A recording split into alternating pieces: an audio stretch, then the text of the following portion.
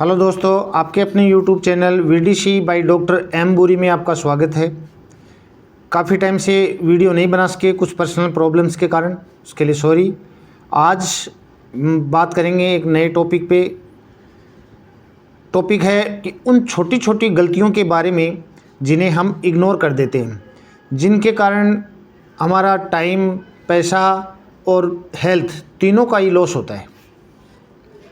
इनमें पहली है कि जब भी हमारी किसी दांत में कैविटी बनती है या किसी दांत में फूड पार्टिकल्स फंसते हैं जिन्हें निकालना मुश्किल होता है, तो हम इसे इग्नोर कर देते हैं।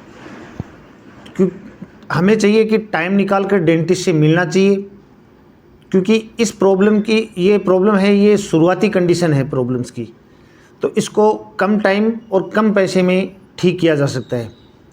लेकिन हम इसे इग्नोर करते रहते हैं। इसका कारण है कि एक तो इसमें किसी भी प्रकार का कोई सिम्टम्स नहीं आते, ना कोई पेन होता है, और सिम्टम आते भी हैं तो माइल्ड सिम्टम्स आते हैं जिन्हें हम इग्नोर कर देते हैं। लेकिन टाइम के साथ साथ ये कैविटी है वो डीप गहरी होकर इसमें पेन, स्वेलिंग या पस पड़ना ऐसे सिम्टम्स आने लगते हैं। तो इस कंडीशन में डॉक्टर के पास, डेंटिस्ट के पास जाना कंपलसरी भी हो जाता है, और इस केस में ये ट्रीटमेंट है वो लंबा भी चलता है और उसमें ज़्यादा पैसा भी लगता है। तो इसलिए जब भी कैविटी मुंह में फील हो, आपको पता हो कि कैविटी बन गई है दांत के अंदर, तो तुरंत इसकी फीलिंग करवा लेनी चाहिए। सेकंड गलती है कि बहुत से लोग हैं वो दांत का ट्रीटमेंट ना करवाकर डेंटिस्ट या डॉक्टर से या फिर मेडिकल स्टोर से बार बार मेडिसिन लेते रहते हैं। ऐसे में वो लोग अनावश्यक मेडिसिन तो ले ही रहे हैं, साथ ही साथ अपनी हेल्थ का भी बड़ा लॉस कर रहे हैं। क्योंकि किसी भी दांत में यदि पस पड़ गई हो या स्वेलिंग आ गई हो या बहुत ज़्यादा दर्द, पेन हो रहा हो, तो ऐसे केस में सिर्फ मेडिसिन से काम नहीं चलेगा। इस मेडिसिन के साथ साथ डॉक्टर से या तो दांत को साफ़ करके उसकी फिलिंग करवा के उसके ऊपर कैप लगाई जाती है, जिसको हम RCT, रूट कैनाल ट्रीटमेंट कहते हैं। या फिर दांत बहुत ज़्यादा ख़राब हो गया हो, RCT पॉसिबल नहीं हो, तो ऐसे केस में दांत को निकलवाना चाहिए, और भविष्य में, फ्यूचर में आप फिर से नया दांत लगवा सकते हैं।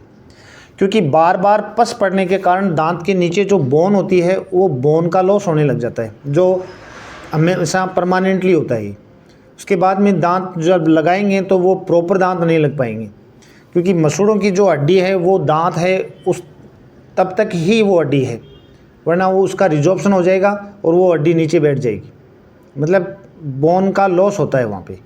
तो और कभी कभी ये गंभीर बीमारी का कारण भी बनती है। और तीसरी गलती है कि आज के टाइम 90% लोग हैं वो थर्ड मोलर, जिसको हम अक्ल दाढ़ बोलते हैं, उससे परेशान है। इसका कारण है कि एक तो हमारा खान पान है, दूसरा थर्ड मोलर मुंह में बहुत पीछे होने के कारण उसकी प्रॉपर सफाई नहीं हो पाती, साथ साथ उसके जिसके कारण उसके जो टिश्यूज़ हैं दांत के चारों तरफ, अक्ल दाढ़ के चारों तरफ जो गम्स हैं, टिश्यूज़ हैं, उनमें पस पड़कर और स्वेलिंग हो जाती है, और कभी कभी दांत है वो ख़राब भी हो जाता है। और तीसरा कारण है कि थर्ड मोलर ये लेट स्टेज 17 से 25 साल की उम्र में आता है, तो उस समय आगे की साइड में दांत आ जाता है, पीछे की में ये जो जबड़े की हड्डी आ जाती है, तो जगह नहीं होने के कारण थर्ड मोलर जो अक्ल दाढ़ है वो टेढ़ी मेढ़ी आती है, उसके कारण प्रॉब्लम्स और ज़्यादा बढ़ जाती है।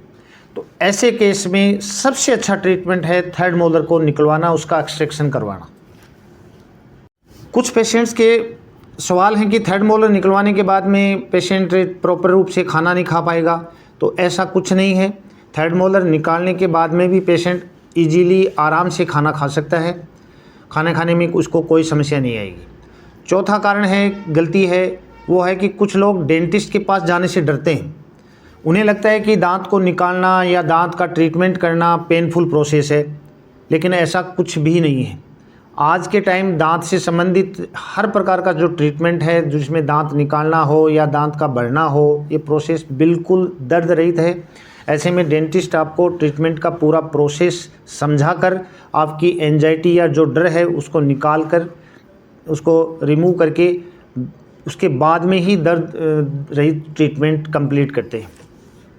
साथ ही साथ हर 6 महीने में, कम से कम हर 6 महीने में डेंटिस्ट को एक विजिट आप करते रहें, ताकि टाइम रहते ही उसका ट्रीटमेंट किया जा सके। ऐसे में आप डेंटिस्ट से अपनी एंजाइटी और डर के बारे में हर प्रकार का सवाल कर सकते हैं। मुझे विश्वास है कि हर डेंटिस्ट आपकी एंजाइटी, जो डर है, जो सवाल हैं, उनका प्रॉपर रूप से आपको आंसर देंगे और बेहतर ट्रीटमेंट करेंगे। आज के लिए बस इतना ही। आपका कोई सवाल हो तो आप कमेंट बॉक्स में कर सकते हैं, आपको इसका जवाब मिलेगा। वीडियो अच्छा लगा हो तो लाइक, शेयर और सब्सक्राइब ज़रूर करना। Thank you. खुश रहो।